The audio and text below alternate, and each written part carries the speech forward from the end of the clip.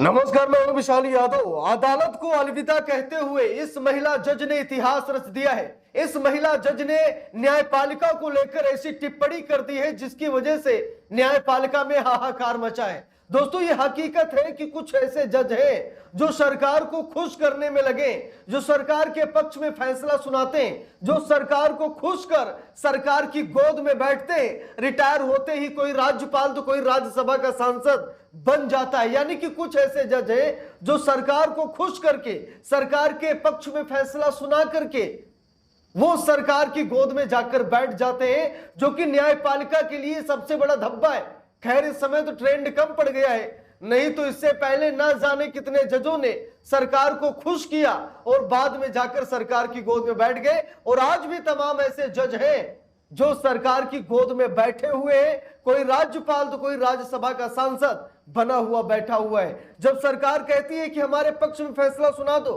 जब आप रिटायर होंगे तो हम आपको रोजगार देंगे, अरे हम आपको माला माल कर देंगे, अरे हमारे पक्ष में फैसला तो सुना दीजिए। और भैया, सुप्रीम कोर्ट है, उससे बड़ी कोई अदालत है ही नहीं देश में। और सुप्रीम कोर्ट के जज का फैसला तो कहीं चुनौती भी नहीं दी जा सकती, सुप्रीम कोर्ट में ही आप दे सकते और कहीं जा भी नहीं सकते।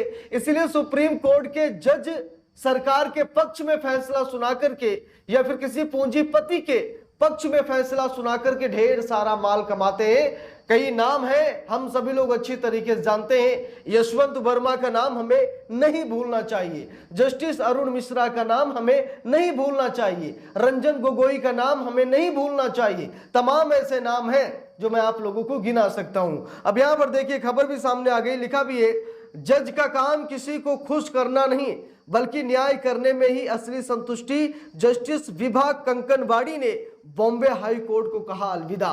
बॉम्बे हाई कोर्ट को अलविदा कहते हुए महिला जस्टिस विभा कंकनवाड़ी ने कहा कि जज का काम किसी को खुश करना नहीं है बल्कि न्याय करने में ही असली संतुष्टि होनी चाहिए।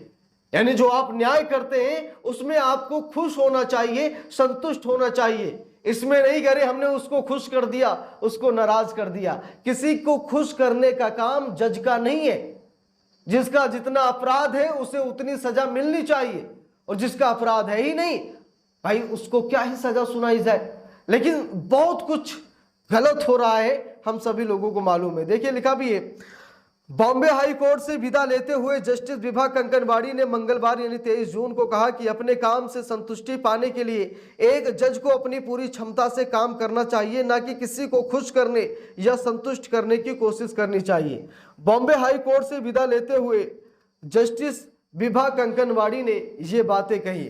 लिखा है कि जस्टिस कंकनवाड़ी को 9 साल पहले हाई कोर्ट में प्रमोट किया गया था। वो कुल 34 साल तक जज रहने के बाद रिटायर हुई है। हाई कोर्ट की औरंगाबाद बेंच की अध्यक्षता करने वाली पहली महिला जज रही जस्टिस कंकनवाड़ी ने अपनी विदाई भाषण में कहा कि न्याय करना, संवैधानिक मूल्यों की रक्षा करना और न्यायिक प्रणाली में जनता का भरोसा बनाए रखना एक जज का अहम कर्तव्य है। जस्टिस कंकनवाड़ी ने कहा कि काम से संतुष्टि तब मिलती है या महसूस होती है जब आप अपनी पूरी क्षमता से काम करते हैं, लेकिन ये ऐसा काम नहीं है जिसे दूसरों को संतुष्ट करने या खुश करने के लिए किया जा सके।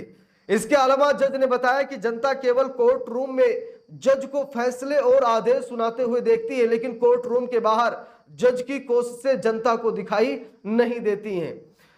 रिटायर हो रही जज ने कहा कि जनता अक्सर केवल कोर्ट रूम की कार्रवाई और फैसले सुनाए जाने को देखती है, जबकि एक जज का जीवन कोर्ट रूम से कहीं आगे तक फैला होता है और इसमें समर्पण, त्याग, ईमानदारी और लगातार सीखते रहने की भावना होती है। ज्यादातर जजों का सफर बार यानी वकीलों के संगठन से शुरू होता है। न्यायिक पद संभालने से पहले वे वकील के तौर पर कई साल बिताते हैं, कानून सीखते हैं, मुकदमेबाजी की बारीकियों को समझते हैं और न्याय करने के लिए जरूरी कौशल विकसित करते हैं। कोर्ट रूम उनके क्लास रूम बन जाते हैं और बार वो संस्थान है जहां न्यायिक चरित्र की नींव रखी जाती है। अपने संबोधन में जज ने कहा कि बार जिस तरह से एक जज को तैयार करता है उसका एक अहम तरीका वकालत है, क्योंकि जज तथ्यों को पेश करने के लिए वकीलों पर निर्भर होते हैं। जज मैडम ने आगे भी कहा, क्योंकि बहुत अच्छी अच्छी बातें कही, इसीलिए मैं आप लोगों को लगातार उनकी बातों को दिखा रहा हूं। लिखा भी है, कानूनी सिद्धांत और पहले के न्यायिक फैसले, अच्छी तरह से रिसर्च की गई दलीलें, संतुलित बातें और पेशेवर मदद जजों को जटिल कानूनी मुद्दों को समझने और सही नतीजे पर पहुंचने में मदद करती हैं। न्यायिक फैसलों की गुणवत्ता अक्सर बार से मिलने वाली मदद की गुणवत्ता से प्रभावित होती है। ये मुकदमों से जुड़े लोगों, गवाहों और कानूनी संस्थानों के लिए साथ रोजाना बातचीत के जरिए जजों के लिए व्यवहारिक समझ का स्रोत भी बनता है। तो यहाँ पर जस्टिस मैडम ने बहुत अच्छी बातें कही हैं और मुझे लगता है कि इनकी बातों को न्यायपालिका में अमल जरूर लाया जाएगा, क्योंकि जो अच्छी बातें होती हैं वो काबिले तारीफ होती हैं। और जस्टिस मैडम ने बिल्कुल सही बातें कही कि जज को किसी को संतुष्ट करने के लिए या खुश करने के लिए फैसला नहीं सुनाना चाहिए, बल्कि अपने न्यायिक कर्तव्यों, जो उसने न्याय किया है उस पर उसे संतुष्ट होना चाहिए। ऐसा नहीं है कि अरे हमने उसके पक्ष में गलत फैसला सुना दिया, उसको हमने खुश कर दिया और उसकी खुशी में जज साहब अपनी खुशी ढूंढ रहे हैं, तो ये तो गलत है ना। अपराध देखकर फैसला सुनाया जाना चाहिए। यही हमारे संविधान का कल्चर है, यही हमारा संवैधानिक इतिहास है, यही दायित्व है, यही ईमानदारी है और यही पहचान है। इसीलिए जजों को बिना डरे निर्भीक होकर ये नहीं देखना चाहिए। इसीलिए न्याय की देवी की आंख की पट्टी भी खुल गई है कि अपराध हम देख सके कि किसने कौन सा अपराध किया है। और जब न्याय की देवी अपराध देखेंगी तभी तो न्याय की देवी फैसला सुनाएंगी। ठीक है, इसीलिए दोस्तों ये क्लियर है कि जब न्याय अंधा नहीं है, कानून अंधा नहीं है, तो स्वाभाविक है कि उसे जनता में विश्वास बनाना पड़ेगा। जज किसी को खुश करने के लिए फैसला ना सुनाए, जज निष्पक्ष होकर, ईमानदार होकर काम करे। और सबसे बड़ा एक शब्द है डर। ये हम सभी लोग अच्छी तरीके से जानते हैं, डर जजों में बसा है। कारण यह है कि सरकार दबाव डालती है, सरकार उन्हें ब्लैकमेल करती है, जजों को डराया धमकाया जाता है, उनके बीवी बच्चों पर क्रिमिनल मुकदमे भी दर्ज कराए जाते हैं। ये सच्चाई है और कई बार ऐसा हो चुका है और हम सभी लोगों ने कई बार ऐसा देखा भी है। इसीलिए जो लोग ऐसा कर रहे हैं उन्हें ऐसा करना भी नहीं चाहिए। लेकिन अब देखते हैं कि ये डर का माहौल कब खत्म होता है।